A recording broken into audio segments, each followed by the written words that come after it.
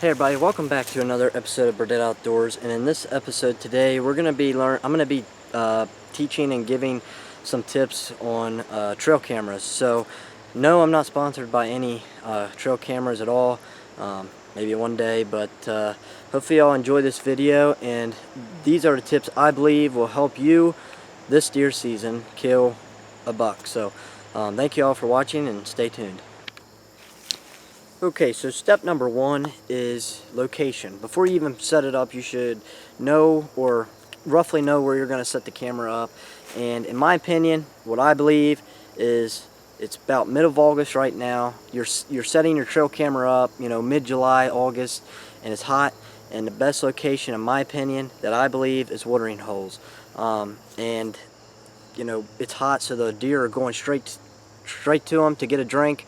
And I think you will definitely see a lot of deer at that spot. So we're going to move on to step number two here.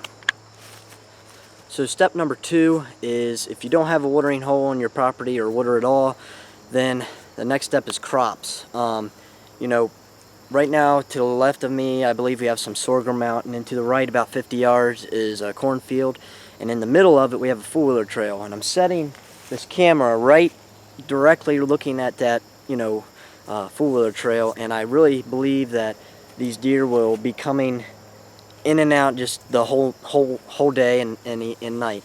Hopefully that helped you there. That was step number two, and stay for step number three. Thanks for watching. Okay, so step number three is a tip that I just learned this year, and that is, when you're setting up a trail camera, kneel down on one knee and put the camera directly in front of your face, like I have back here. And I'm about to show you, of course, basically everybody knows how to get down on a knee and put the camera in front of your face, so I don't need to really do that. But the reason why, that's a big help, in my opinion, that I believe is, some people set their trail cameras too high, and, you'll get just the tip of the antler, and you want to be able to see the full buck or the full doe in the picture. And then some people set their cameras too low to the ground, and you only get like half the body. So and this will also alleviate putting a stick behind your trail camera, and believe me, we've done that tremendously a lot of times. Basically every year before this, I have done that. My dad's done it. Everybody that we know have done it. But we're going to be trying this tip, and it should work. So that's actually a tip from Spy Point itself. And so hopefully that was a good tip for y'all. That's like one of my favorite tips for this video, because this is the first year that I'm implementing it into my trail camera game. So hopefully this helps, and we're going to be moving on to step 4. Thanks for watching. So I guess I should talk about a kind of a bad thing for using trail cameras, and it really just depends on how pressured your property is, that I believe. It's my opinion, but sometimes these bucks, especially, it's usually just the big bucks, they will actually not even walk right in front of that camera. They know that camera's there. They're not going to do it because they know that, hey, something ain't right here. So we've seen bucks go right behind the camera. We've seen bucks. We had a buck last year that we passed on. Hopefully he's bigger this year. The buck's name was Obsession. He would walk 30 yards out, and we would only be able to see a white blob, for a rack. I don't even think we even got that buck on trail camera at all. We got him on some footage, but I don't think we ever got that buck on camera at all. And then you'll have the bucks come in at night, and either they'll be running or something, but that's one of the bad things for cameras. But in my opinion, I personally like cameras. And what I believe is, it just depends on how pressured your property is. Now, I'm not saying if your property is like completely pressured that you're not going to have a big buck come in, but it is more likely for that to happen, because the bucks are just locked in, because they've been seeing a lot of stuff happening, and they don't want to be the next victim. So please stay tuned for step 5, because it's going over what I believe is good things about trail cameras.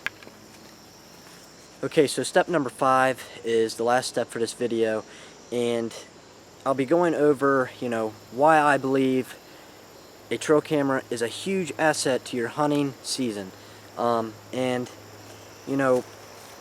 it's awesome to see, what's all moving in the woods and all that, but if you're like a big time hunter, and we're all out to get meat and everything, but we would like to kill a good sized buck, and these will help you. And going back to step 4, even if your property is pressured, you're still going to get bucks on camera. So but the bigger bucks will definitely elude the trail camera.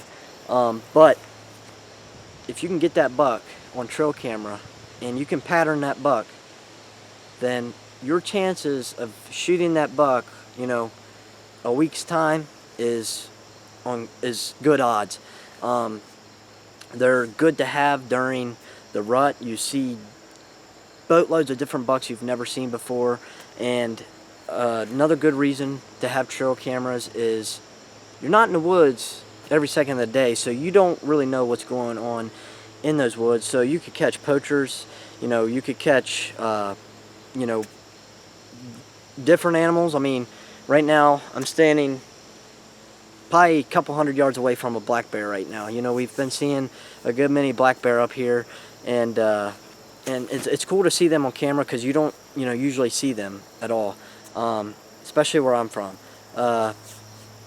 And it's cool to see just the different wildlife as well, but it's really awesome when you can pattern and shoot potentially your biggest buck. And it would all happen because of a trail camera.